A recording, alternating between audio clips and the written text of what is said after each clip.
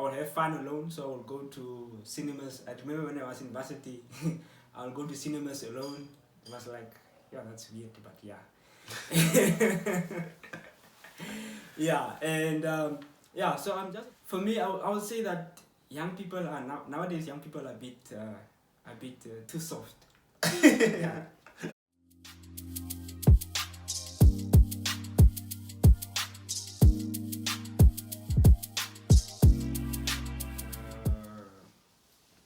Hi guys, welcome to Prudent Life podcast, where we educate you, inspire you, and motivate you to live a life that glorifies God. So it has been long, but here we come back. We continue with the series of what is a church. We have been answering questions on what is a church, and today I'm joined by a friend, Ricardo, to discuss about the role of young adults in the church or as Christians within the community. What is their role wherever they are placed? So I'll hand over to Ricardo just to introduce himself in short, who he is, and yeah, just in short, who are you, Ricardo? Yeah. Okay. Yes. My name is Ricardo. Buana is my surname. Yes. So what I do for life, I do mission work. So working with an missions organization called Campus Crusade for Christ, and so that's who I am. Yes. Great. So, digging into the topic for the day. So we are talking about adults, young adults, basically, to be specific. So, do you consider yourself as a young adult or not? Young adult. Yeah, I guess I'm about to get there. I guess it's 30, but no, not 30. So 30 is young adult.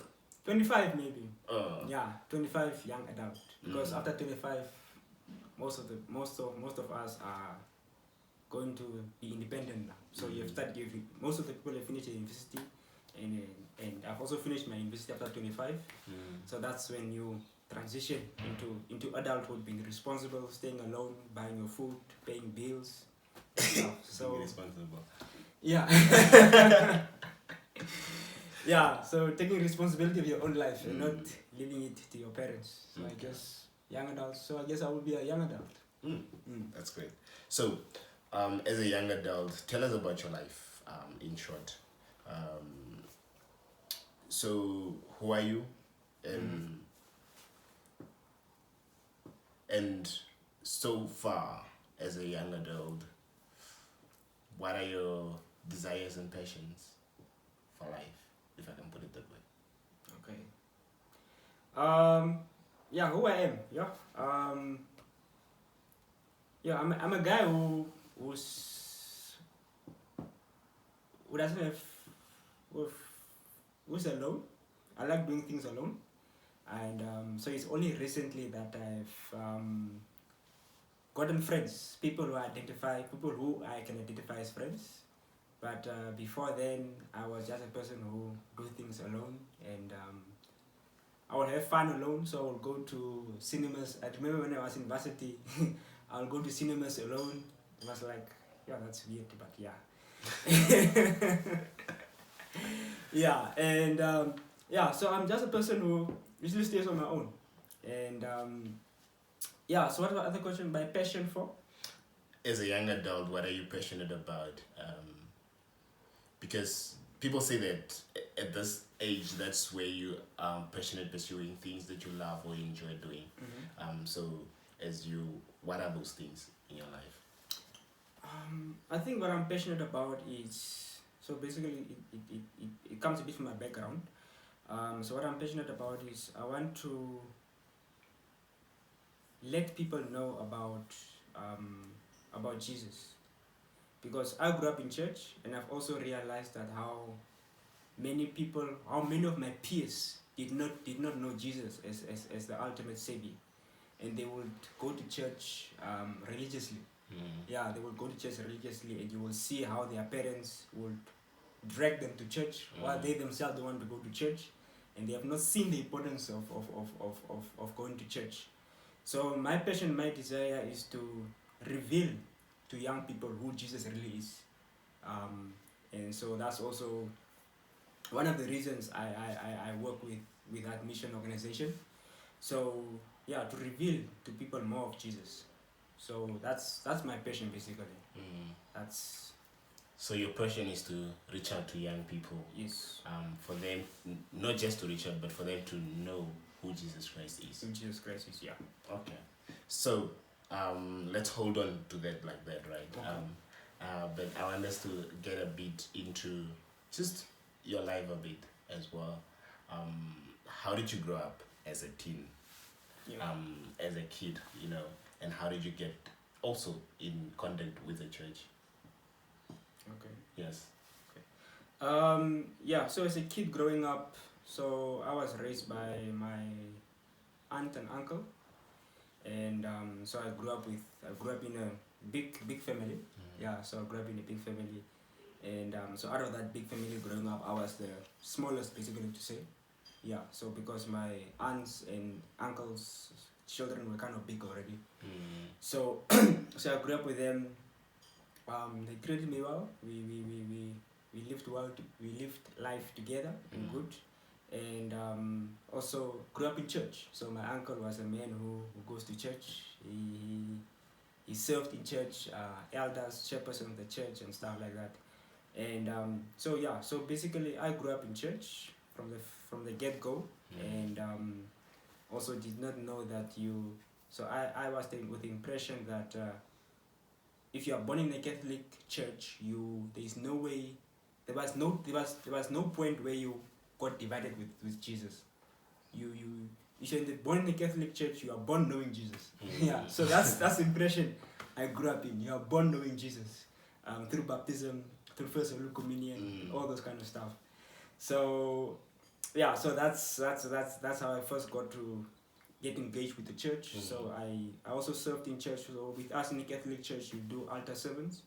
So I did altar servants, and yeah, so I grew up in church. So I knew church ever since I was a child though. So yeah. Okay. Yes. So, catching from the point of that, growing up in Catholic, the fact was that as long as you grew up in a Catholic church, you're born knowing Christ. Yes. Right? What is one thing that impacted your spiritual life today? Because I believe your spiritual life has changed from your teens to now. What is that one impact in your life that changed the journey or the trajectory of your life? Yeah, so I would say it's the day when somebody shared the gospel with me. Because for me, growing up in Catholic, it was all about works, how much you can do for God. But when when a brother shared the gospel with me, explaining that God is gracious, that God is it's all about God's grace and mercies that He saved us, and there's nothing that we can do to be able to be saved, and He saved us by sending His Son, that we have done nothing. So all we need to do is just to obey and be faithful to Him, and also that lifted off a huge amount of weight of my spirit, of my heart. Because for me it was all about works, how much I can do, and sometimes you fall back into sin, and you blame yourself. So my heart was heavy. My heart was heavy. But when somebody shared the gospel with me, explaining God's grace and God's mercies, it lifted off so much work from myself, and so much responsibility from myself, but basically putting faith and trust in Jesus, that he can do the work, and He is doing the work. So I think that really changed my spiritual journey significantly. Yeah. So yes. Okay. So so thanks for sharing your life with us. Yeah. So now I want us to connect this with, because the idea is to be able to reach out to young people or young adults that find hard to connect with churches, that find hard to, because we see a lot of people leaving churches or being disconnected with churches because of different experiences that they have heard with certain churches. Yes. So within that, I want to ask this question as to, have you ever as being part of a church, growing up in a church, being part of a church still, have you ever felt disconnected from the church? I would say no. So previously, in the church, in the Catholic Church, so what I was doing in the Catholic Church was altar servants, and with altar servant, I I enjoyed it. I enjoyed serving there. I saw the need of the service that needs to be done. So because we also did not have a lot of young people, or young people also were not coming up to come serve in the church. So, and I saw the need. I was like, okay, so I can serve here, and I enjoyed it, and yeah. So I felt needed. I felt that I was helping also with in serving the church. So I felt, yeah, I felt like there was a need. I felt like there was things to be done, and now I would say currently where I am now, I'm also serving in church. Yes, so I'm also serving in church, and it's going well. So I was saying going well, and yeah. So would you say that serving in church makes a difference of someone's experience within the church? Yes, very much, because How? serving in church, you become part of that community. Yeah, you become part of that community, and also given a responsibility to do something in church shows that people trust you, shows that people appreciate you, and it also shows that it shows that people trust you and appreciate you, and you feel like you're in a community, and when you are in that community itself, by God's grace, that community will also help you to grow. Yeah, will also help you to grow as you keep engaging with them, So it's very important that young people serve in church, and because if they don't serve in church and only come on Sundays, the chances of them not seeing the importance of coming to church will not be there, will not be so strong, because they have a week to engage in other things, and then a Sunday to go to church or feel close to God, which is not enough. So serving also increases the chances of you staying in church, and if you staying in church. Yeah. Okay. Yes. So why do we then have an issue with a lot of young people leaving the church?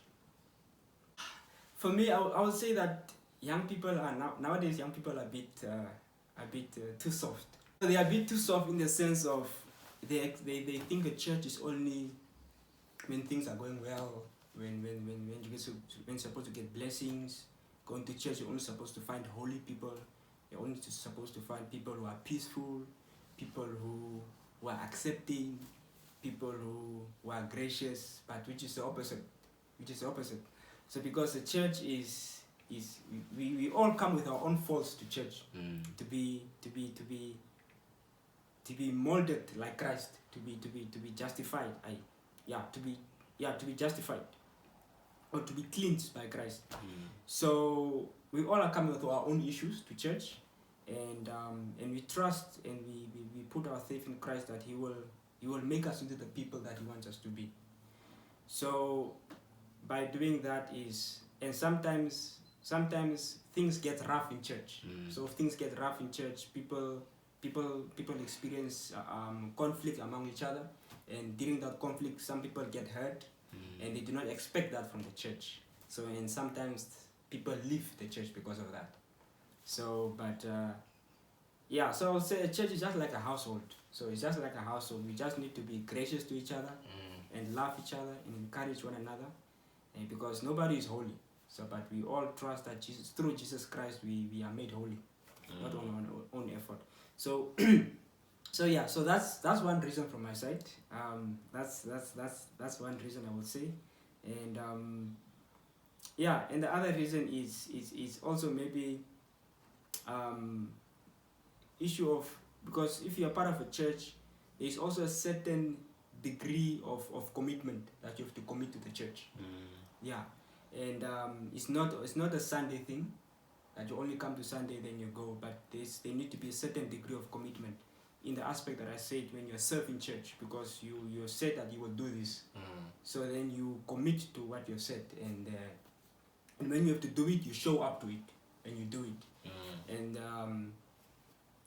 and sometimes people don't want to commit to that because maybe they might have other commitments and stuff, but I feel like that's also one thing why young people often leave church, because sometimes the church might require even a lot of commitment from rather than what you wanted to give, and so that scares them away. You give them a bit now.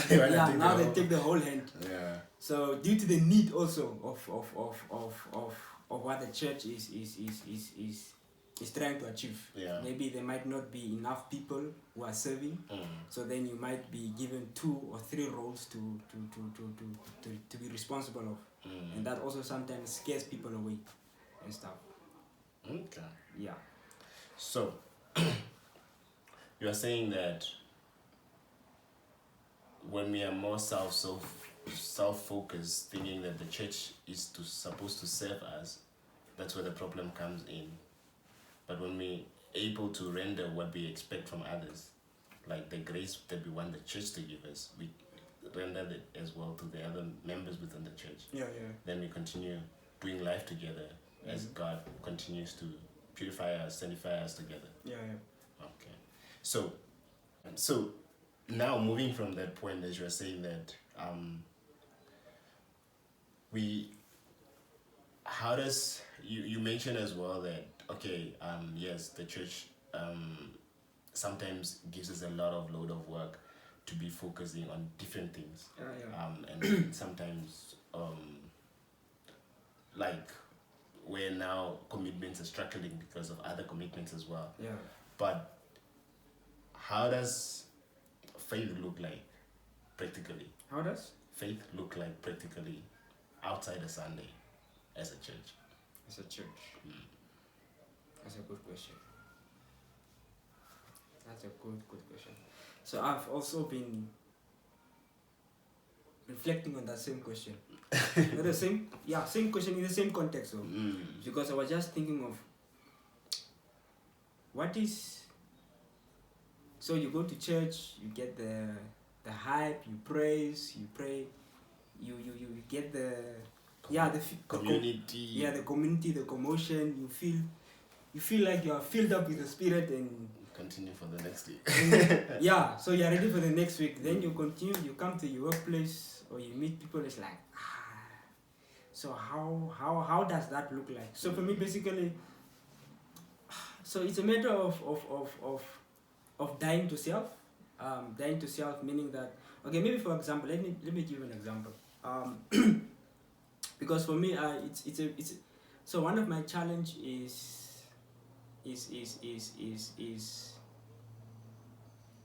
giving money to people who are asking in the street. So that has been a big challenge for me.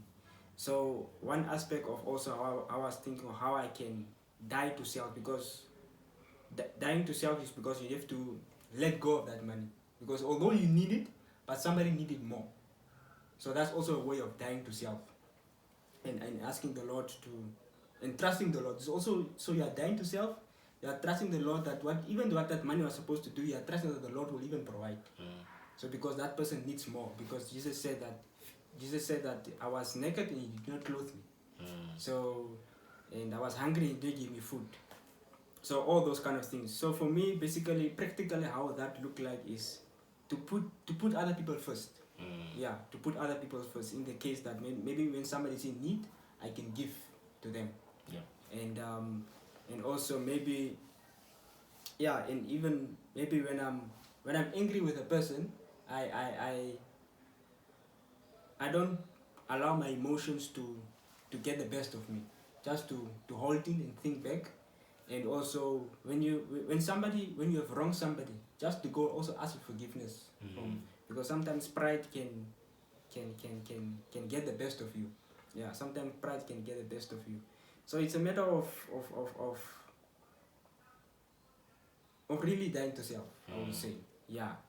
So yeah. So what keeps you grounded as you continue dying to self? What keeps you grounded spiritually? Because sometimes we feel overwhelmed because we are trying to grind. Guys, we need to make money. We need to start securing the bag, investments, looking forward to like marriage or whatever, or buying a car, or buying a house or whatever. Things happening in your life, right? So what keeps you grounded, dying to self, in the midst of being overwhelmed as well, as a young person? As a young person. So I would say my biggest one, and the one that has been keeping me up to today, is community. Being surrounded with like-minded people who are also aspiring to please the Lord, who are living lives that are honorable to God. And because also seeing how those people live also encourages you to also try and persevere in this journey of faith.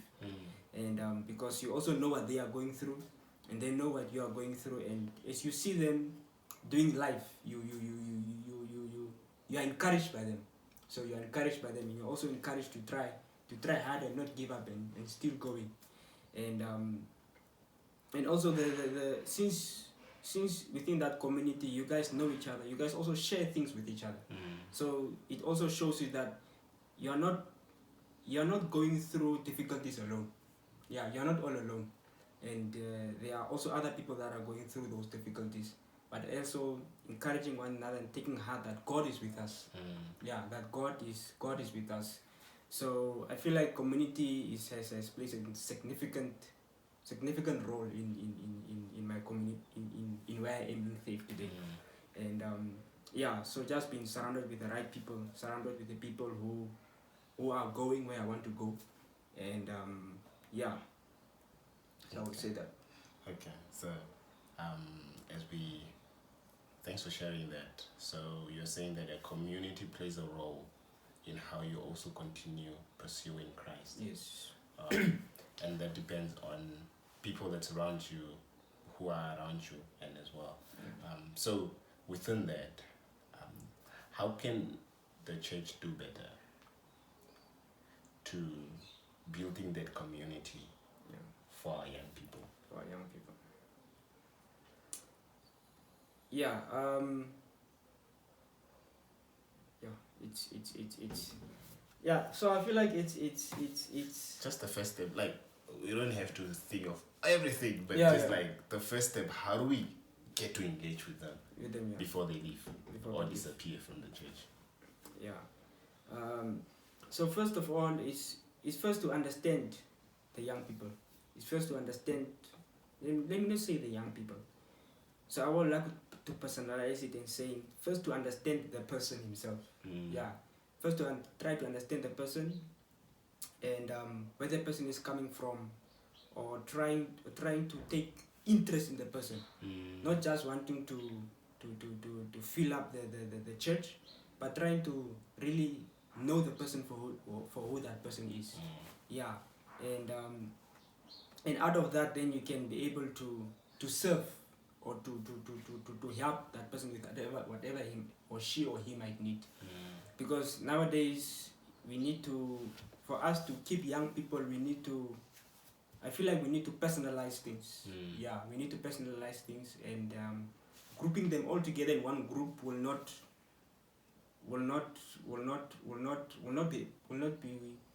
be worthy enough. It will not be worthy enough, because we might do certain injustice, because some people might go through this, other people might go through this, other people need this. So we will need to really personalize, because young people now are also alone on their gadgets, on their looking for affirmations on social medias and stuff. So we need to reach out to them one-on-ones, and so that they can also see that we really love them. Yeah, we really love them, and we care for them. We are not just there to take them as a group and fill up our church, but we are interested in them. Yeah. So I think that's how we can keep young people in the church. That's great. Yeah. Thank you. because I'm just being reminded of yesterday, at the youth fellowship, when Rev asked the question as to, for us personally, to answer the question of, do we genuinely feel loved by our community? Yes. And I'm just realizing that, as you within your answers, well, how that is important in being understood, being loved, because when you feel understood, you feel loved and cared for, and that plays a major role, above all else. Yeah. So, within that,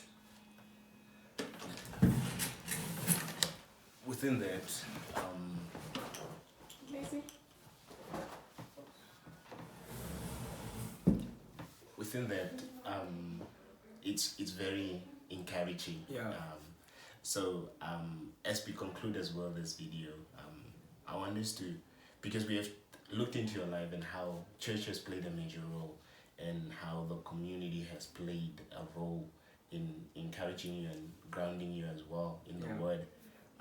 Within that as well now, how would you encourage a young person out there struggling finding a community, struggling to find the right community for her or him, to encourage them to live a life that glorifies God?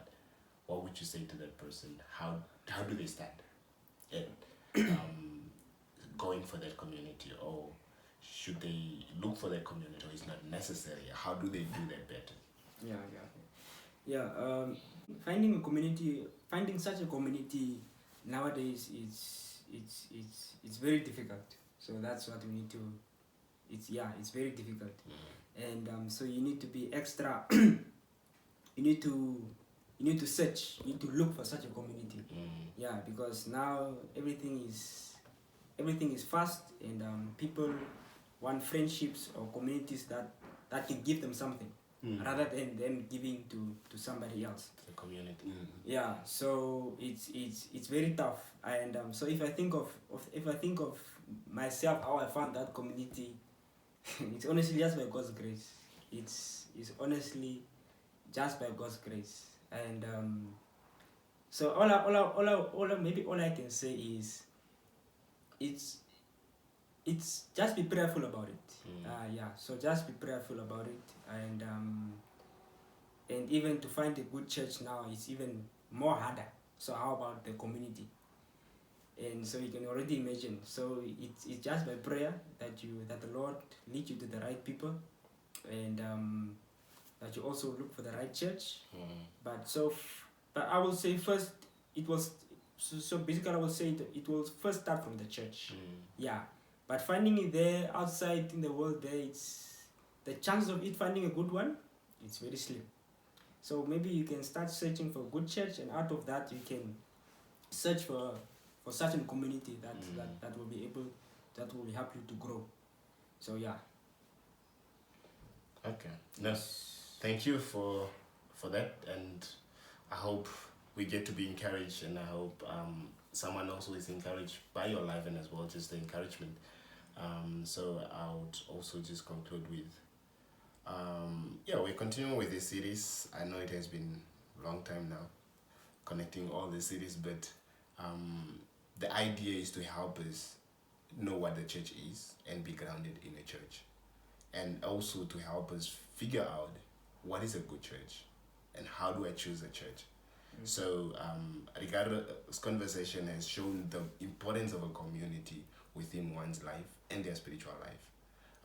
So within that as well, as we continue with the series, we'll be talking about areas like how to find a good church, what are the characteristics of a good church that we have to look into. But stay tuned, and you'll know all these answers at the end of the series. Thank you. Thank you for watching. I hope you have learned a lot, and please do not forget to subscribe and like if you like what you have heard, and also remember to share it with a friend so that a friend can share with another friend who will learn from it. And do comment below with questions if you have any, and we are going to handle it for you.